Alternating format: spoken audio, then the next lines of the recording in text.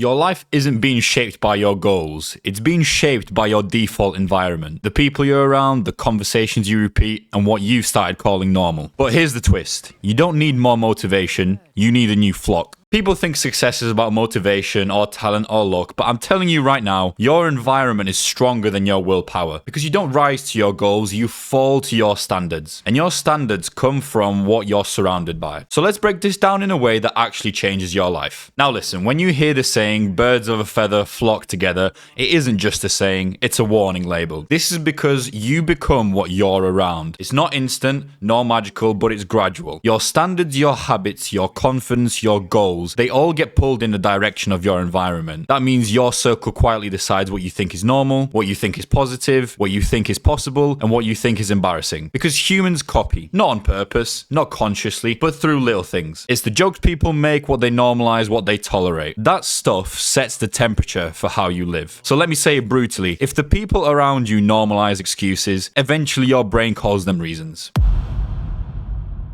Now, most people think influence is obvious, like someone literally telling you what to do, but the real influence? It's subtle, it's quiet. Your environment doesn't usually shout at you, it whispers to you every single day. And over time, those whispers become your beliefs, your habits, and your identity. Now, there are three main ways it happens. The first is your standards shift without you noticing them. Your environment sets the normal, and your brain hates standing out. So whatever the group tolerates becomes your minimum standard. For example, if everyone around you shows up late, you stop feeling guilty about being late, or if everyone around you wastes weekends, you stop seeing weekends as valuable. And the scary part is, you don't consciously decide this. Your standards slide slowly without your awareness. Think of it like this. In one circle, working out is try hard. In another circle, not working out is weird. Or even in one circle, saving money is boring, whereas in another circle, being broke is embarrassing. So you don't rise to your goals, you fall to the standards you live around. Now, I didn't realize it at the time, but my standards changed because the people around me made the wrong stuff feel normal. At a time where I was starting my first adult job, I only ever wanted to fit in, but by fitting in, my positivity dropped. My positive outlook on life disappeared, and I came into work every day miserable and expecting the worst. And this was simply all to do with the fact that everyone around me was leading the same lifestyle. Always moaning, always complaining, and never celebrating. There was always a problem, but no solution. So if you want to know where your life is heading, don't look at what you want, look at what your environment makes easy. Now, the second way would be how your identity gets edited by the room you're in. You don't behave like you behave like the version of you that fits the room. People like to think they're consistent, they're not. You can be ambitious and disciplined in one environment, and then you step into another environment and suddenly you're quieter, less confident, more doubtful and reactive. Why? Because humans do something called mirroring. We match tone, we match energy, we match beliefs, we match the emotional rules of the room. So if the room rewards sarcasm, you become sarcastic. If it rewards complaining, you start complaining. And if it rewards playing small, you start shrinking. That's your identity being edited in real time. Your environment doesn't just influence what you do, it influences what you think you are allowed to be. If you feel not like yourself around certain people, that is yourself receiving a warning signal. And finally, your future becomes predictable because average days create your life. This is the one nobody wants to hear. Your environment shapes your future because it shapes your average day. And your life is mostly average days. Not birthdays, not New Year, not random motivated moments,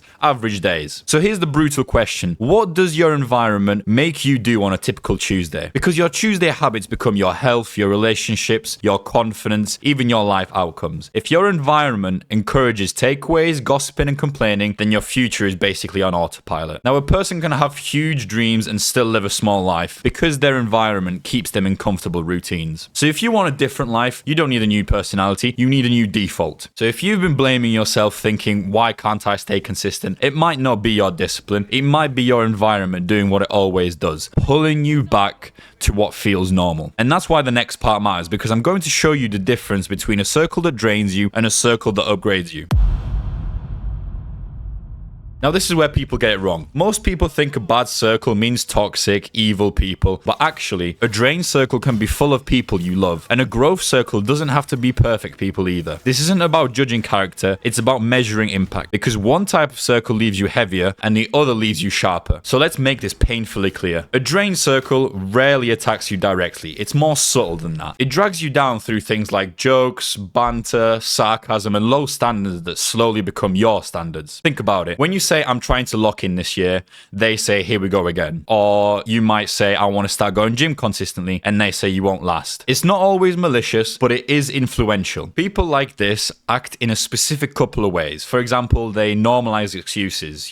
They always have a reason why something can't be done, but they're never trying to solve those problems. They're trying to feel better about staying the same. In a drain circle, trying hard makes you a target. You become Mr. Motivation or Mr. Discipline or Mr. Entrepreneur. But what they're really saying is, if you change, it forces me to look at myself. So they'd rather you stay familiar than they pull you into distraction. Drain circles don't just say negative things. They create a lifestyle where progress is impossible. Because the default is endless chats about nothing, drama, and gossip. And you look up a month later like, why am I still in the same place? This is because they punish growth indirectly. Not with insults, but with vibes. When you win, it gets quiet. When you improve, they get weird. And when you set boundaries, they call you selfish. They make you feel guilty for upgrading. A drain circle doesn't clap when you level up. They clap when you come back down. They keep you stuck in the old version of you, since they only know how to relate to you when you're the person who complains, or even the person who's always broke, maybe the person who's never consistent. So when you change, it threatens the relationship dynamic, and instead of evolving with you, they try to pull you back into the role. Now let's compare all that to a growth circle. A growth circle is a circle with standards, direction, even self-respect, maybe even a future. They speak solutions, not just problems. These people can acknowledge reality without drowning in it. They'll say, what's the next plan and what's the next step? They don't reduce pain, they increase power. And through this, they make progress feel normal. In a growth circle, going gym is normal, reading is normal, building something is normal. So you stop feeling like you're doing too much. You start feeling like this is just what we do. They challenge you without humiliating you, because a growth circle doesn't let you lie to yourself. They'll call you up,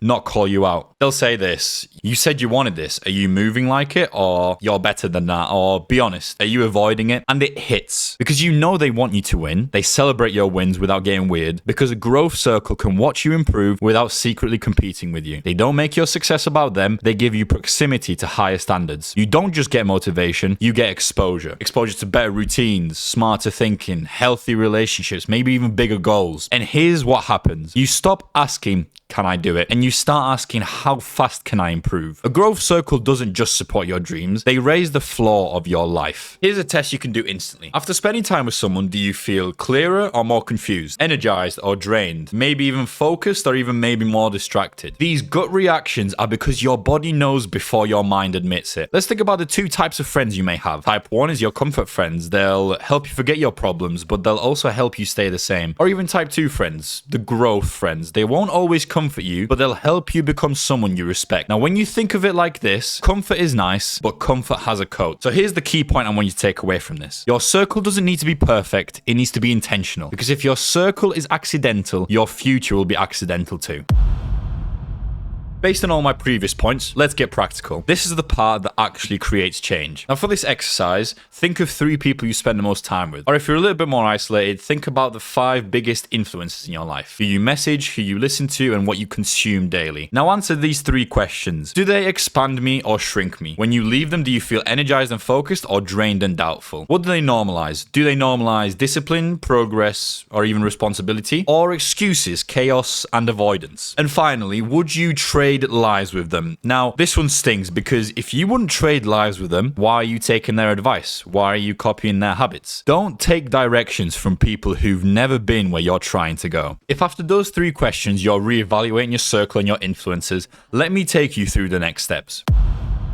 Now this is the part where people overcorrect. They hear change your circle and go extreme. They think block everyone, disappear and start over. But real life doesn't work like that. You've got family, old friends, work colleagues, responsibilities. And some people in your life aren't bad, they're just not good for your next level. So here's how you upgrade your environment without becoming cold, fake, or even arrogant. Access, distance, replacement, and standards. If you apply this system, your environment will change without drama. Starting with access. The biggest mistake is thinking the only options are best friends forever or dead to me. There is a middle ground. Access control. This can be in the form of boundaries and interactions. Since you don't have to remove people from your life, you remove them from your default, because your default determines your direction. Putting it into practice, if one friend always turns things negative, stop calling them when you're motivated, call someone else. Or if someone drains you after 20 minutes, meet them for coffee, not an entire evening. It's all about loving someone and still protecting your mind. Secondly, let's utilize distance upgrades. Sometimes it's not the person, it's the setup. You meet meet them in the same places, do the same activities, and repeat the same habits. So upgrade the context. Instead of pub nights or drama catch-up sessions, try a walk and a catch-up or even activity-based plans. When you change the context, you change the conversation. And when you change the conversation,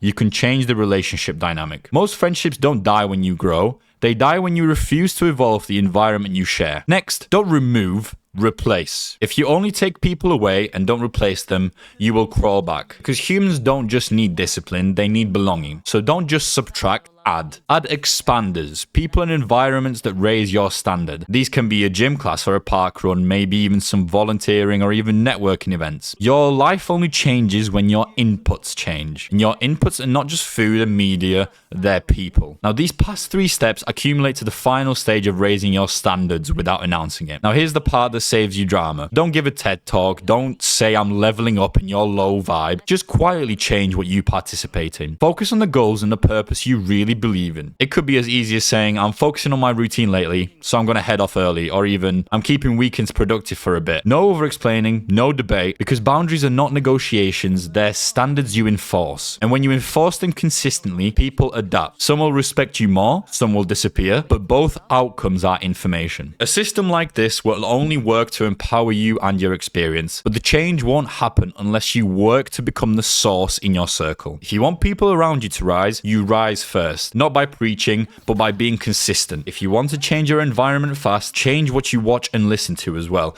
Because your phone is not entertainment, it's a room, and you spend hours in it. After all these steps, when you show up, you keep promises to yourself and you start building something, you create a new baseline. Some people will get inspired and come with you, whilst others will get uncomfortable and fade out. That's not cruelty, that's reality. Your growth will offend people who benefited from you staying the same. So let me give you something to live by. Respect everyone, but give access to very few. Respect is basic human decency. Access is earned. You can still be kind, loyal, and supportive whilst not letting other people drive your life. So if you're serious about changing your life, don't announce it. Don't argue for it. Don't beg for permission. Just quietly change your environment. Because once your environment changes, your habits change. Your standards change, your confidence changes, and your life starts moving like it was always meant to. Here's the hard truth. If you stay in the same environment, you're going to keep getting the same results. Not because you're broken, not because you're not capable, but because your environment is training you every single day. And I want you to really hear this. Your life isn't mainly shaped by your motivation, it's shaped by what you keep around you. Because you don't rise to your goals, you fall to your defaults. And your defaults are built by your environment. So if you feel stuck, if you feel like you keep self-sabotaging, if you keep starting and stopping, stop blaming your character, start auditing your circle. In fact, do this right now. Think of the person you spend the most time with. Do they pull you up or do they pull you back? If your answer is back, that's not a reason to hate them, but it is a reason to change the access. So here's what I want you to do. I want you to comment 2 thoughts down below. 1 influence you're reducing, whether that's a person, a habit, a place, or an input. And 1 expander you're adding, whether that's a gym, a routine, maybe even a community or a mentor. Keep it simple, just 2 lines, because once you've said it out loud, it stops being a thought and it becomes a decision. And if you read other people's comments, you'll realize you're not alone. Loads of people are stuck in environments that don't match who you're trying to become. So if it's one thing I want you to take from this video, it's this. You can change your life faster than you think. Not by becoming a different person overnight, but by changing what influences you daily. A small shift in your environment becomes a massive shift in your future. 1 new standard, 1 new routine, maybe even 1 new person you spend time with. That's how it starts. You don't need a new personality, you need a new default. Your life expands or contracts to match the people you keep close. So don't just change goals, change the flock you fly with.